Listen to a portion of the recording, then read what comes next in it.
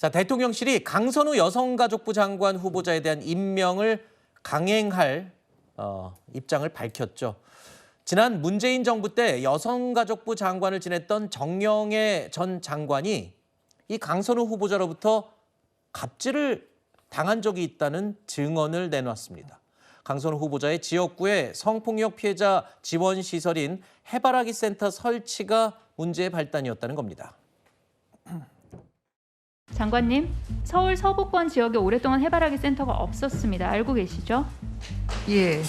그래서 제가 저희 지역구에 있는 대형 의료기관인 이대 서울병원에 해바라기 센터 설치하기 위해서 몇 차례 간담회하면서 소통한 적이 있었습니다.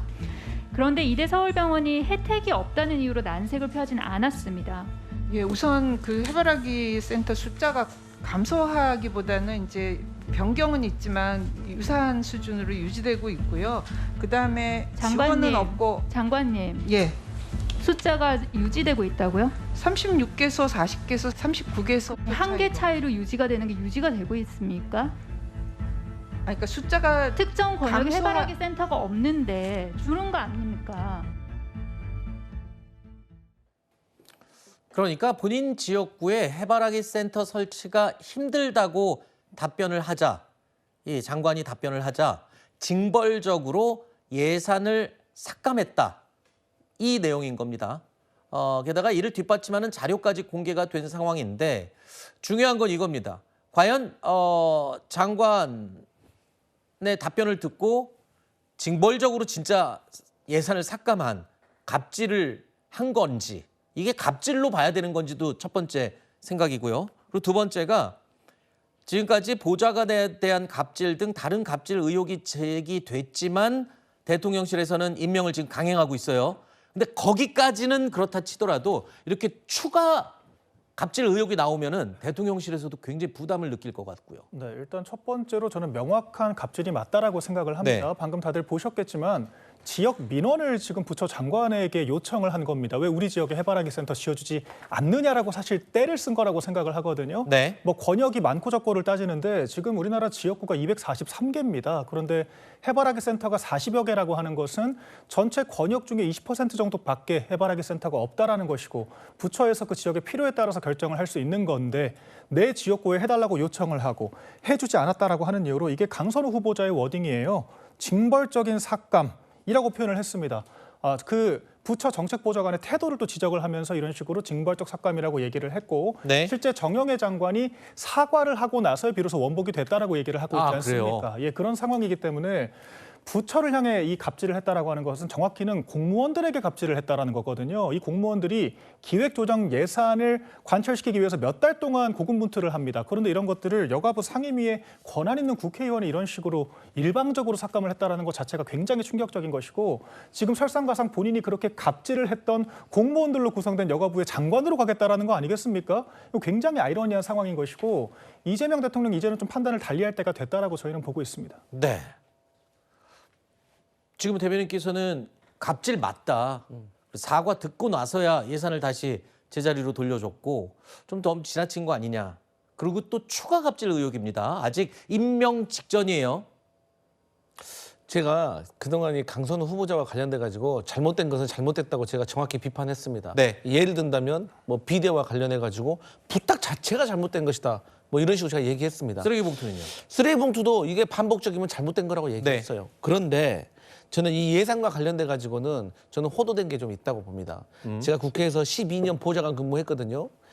예를 들어서 지역구 국회의원이 지역 민원에 대해서 관철시키기 위해서 노력하는 건 잘못이 아니에요. 네. 그리고 말하고 있잖아요. 서부 지역에 해바라기 센터가 없다고 하기 때문에 아니 자기 지역구에도 어떤 성폭력이나 가정폭력으로 피해 입은 국민들에게 주민들에게 도움이 되는 시설을 유치하려고 하는 건 당연한 거예요. 네. 그 더 이상한 점은 초선 국회의원이 예산 함부로 본인이 이거 깎으세요 한다고 안 깎아줘요. 네. 이거는 동료 의원들에게도 협의를 통해 가지고 이게 동의가 돼야 되고 그 다음에 여당과 야당 간사가 또 합의를 해서 할 일인 거지. 네. 초선 국회의원이 깎으란다고 해서 깎으면 뭐 중진들은 다 깎습니까? 네. 그래서 이거는 조금 호도된 면이 있기 때문에 어떤 사정이 있는 조금 들여다볼 필요는 분명히 있어 보인다라고 생각하고 다만 아쉬운 점은 제가 국회에 있을 때도 본인의 직접적인 자기 지역구 민원이면은 대면 질의보다는 네. 서면 질의로 하고 서면 질의에 대해서 부처와 상의를 또 이렇게 하는 것이지 대면 질의하는 경우는 조금 드물긴 합니다만 그만큼 본인에겐 중요한 문제가 있을 수도 있는 것이고 방금 그거는 왜 그런 거예요? 그러니까 본인 지역구 얘기를 저렇게 공개적인 데서 하면은 너무 좀 대놓고 한다라는 소리 들을까 봐 일부러 그러는 건가요? 아니요. 상임위에서 네. 어쨌든 국가적인 논제를 가지고 아젠다를 다루고 그 있는 상황에서 본인 지역구 얘기를 한다는 건 조금 네, 눈치가 네. 없을 수도 있는 거죠. 네. 하지만 본인이 그렇게 과정을 거쳤는데도 그 관철되지 않았을 때는 대면 질의를 하는 경우도 알겠습니다. 있다 이렇게 보여집니다. 그래서 제가 아까 그 여쭤본 겁니다. 이걸 갑질로 봐야 할지 말지도 논란은 분명히 될 것 같고요. 어찌됐든 갑질이든 아니든 또 추가 논란이 일기 때문에 대통령실에서 또 다른 부담으로 느끼지 않겠는가라는 생각이 든 겁니다. 그런데 이런 가운데 민주당의 상반된 반응이 또 논란이 되고 있습니다. 앞서 저희가 전해드렸던 비상계엄 옹호 발언 등으로 논란을 빚은 보수 인사 강준욱 전 비서관에게는 민주당 의원들이 강력하게 자진 사퇴를 촉구했었는데요. 하지만 보좌진 갑질에 이어서 부처 장관 갑질 의혹 논란까지 불거진 이 강선우 장관 후보자에 대해서는 민주노총과 참여연대 그리고 수많은 여성단체도 지명 철회 요구가 쏟아지고 있지만 여당에서는 이 철회 요구를 하지 않고 오히려 감싸고 돈다는 겁니다.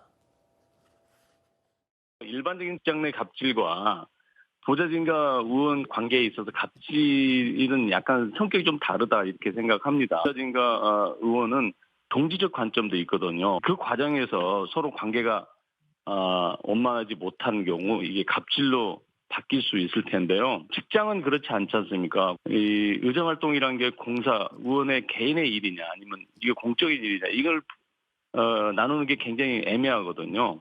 강선우 후보가 다시 한번 자신의 문제에 대해서 진정성 있게 사과를 좀 할 필요가 있다고 보고요. 이 논리는 다시 한번 좀 생각을 해봐야 돼요. 그러니까 직장 내의 갑질과 의원과 보좌진 사이의 갑질은 결이 좀 다르다. 좀 분류를 해야 된다. 이런 설명인 것 같은데 이런 민주당 의원들의 태도 아까 우리 대변인님 그렇게 말씀하셨어요. 국회 보좌관으로 12년간 근무를 하셨으니까 제가 여쭤보겠습니다. 민주당 보좌진들조차도 사실은 사퇴를 요구하고 부적절하다고 의견까지 공개적으로 밝혔는데 이 부분에 대해서는 어떻게 보세요? 아까 이제 문진석 그 원내 부대표가 한 말 중에서 말씀하셨지만 직장 내 갑질과 의원과 보좌진의 갑질은 조금 뭐 분리해서 봐야 된다. 이렇게. 거기가 보좌진은 직장 아닌가요? 그러니까 앵커가 바로 지적을 하더라고요. 네. 아니 그 보좌관에게 거기는 직장인데요. 그러니까 조금 그래서 이제 이분이 제가 봤을 때는 언론 인터뷰를 자주 안 해보셔가지고 조금 설명을 잘못한 것 같은데 이 문진석 의원이 마지막에 하고 싶었던 마지막에 얘기는 그건 것 같아요. 강선우 후보자가 미흡한 점이 있으니까 사과해라 이 말을 하고 싶으셨는데 앞에서 좀 설명이 좀 잘못된 것 같습니다. 근데 저도 이런 말씀 많이 들어서 그 말 자체는 아닌 것 같아요. 아니 보좌관에게는 거기가 직장인데 네. 그 직장 내 갑질은 잘못된다는 것은 논리적으로 안 맞는 것이고 다만 강선우 후보자가 저는 제가 이 청문회 전에도 말씀을 드렸지만 아니 빨리 지금 그 보좌 직원들 중에서 지금 갑질 당했다라고 말하고 있는 직원이 제가 알기로는 2명 정도 있는 걸로 알고 있어요. 아니 그분들 만나가지고 아니 오해가 있으면 오해를 풀고 또 본인이 사과할 일 있으면 사과하고 일단 좀 그런 노력들이 좀 필요한 것 같아요. 그래야지 이 당과 대통령실에 조금이라도 부담이 덜게 되는 상황 아니겠습니까? 네. 야권에서도요. 이재명 대통령과 민주당을 향한 비판이 지금 쏟아져 나오고 있습니다. 특히 민주당 원내수석 부대표의 직장 갑질과는 다르다라는 이 발언. 주진우 의원이 아주 그냥 세게 지금 비판을 놓은 것 같습니다. 일단은 국민의힘에서는 네. 지금 강준욱 전 비서관에 대해서는 저렇게 여당에서 철회를 요구해놓고 강선우 후보자에 대해서는 감싸고 도는 거 어떻게 보세요? 일단 민주당 의원들이 좀 말을 극도로 조심해야 한다라고 생각을 합니다. 네. 식구 같은 관계다. 그랬기 때문에 통상적으로 있을 수 있는 일이다. 이렇게 얘기를 했는데 전 어떻게 드렸냐면요. 우리 성추행범들이 내 딸 같아서 그랬다. 이런 식의 변명하지 않습니까? 지금 그거랑 전혀 상황이 다르지가 않습니다. 보좌관들이 식구처럼 생각해서 변기 수리를 맡겼나요? 네. 분리수거를 지시를 하나요? 이것은 전혀 앞뒤가 맞지 않고 보좌관들을 내가 편하게 부려먹었다라고 하는 것 자백밖에 되지가 않고요. 그 피해 보좌진들에게 2차 가해를 또 하는 꼴밖에 되지 않기 때문에 이런 말씀은 굉장히 신중하셔야 된다라고 저는 생각을 하고, 저희 입장에서는 지금 그 이재명 정권에서 주요 인사라고 할 만한 분들이 오광수 민정수석, 그리고 이진숙 장관 후보자, 강준욱 비서관 3명이 지금 낙마를 했습니다. 공통적으로는 민주당의 의원이 아니고 민주당과는 다소간 거리감이 있는 그런 인사들이었다. 여권 내에서 반발을 했다라고 하는 공통점이 있죠. 지금 강선우 후보자가 받고 있는 그 의혹이 이 3명에 비해서 결코 가볍지가 않고 논란이 일파만파 커지고 있는데도 불구하고 강선우 후보자만 지키는 이유가 뭐냐? 단 하나밖에 없다라고 하는 거죠. 현역 의원이다. 네. 팔이 안으로 굽고 있다. 이렇게밖에 볼 수가 없기 때문에 저희가 비판할 수밖에 없는 것이고요. 이런 식으로 제 식구 감싸기만 한다라고 하면 결과적으로 이 정권이 국민의 정부가 아니라 민주당의 정부다라고 하는 자인밖에 되지 않습니다. 알겠습니다. 참고로 조금 전에 박민영 대변인께서 이 상황을 성폭력 피해자를 비유하는 발언과 비유를 해주셨어요. 그러면서 크게 다르지 않다라고 말씀하셨는데 제가 들을 때는 또 그렇게 같지도 않은 것 같습니다. 그래서 개인적인 의견을 전제로 비유를 해주신 내용이라는 걸 제가 밝혀드리고 이어가도록 하겠습니다.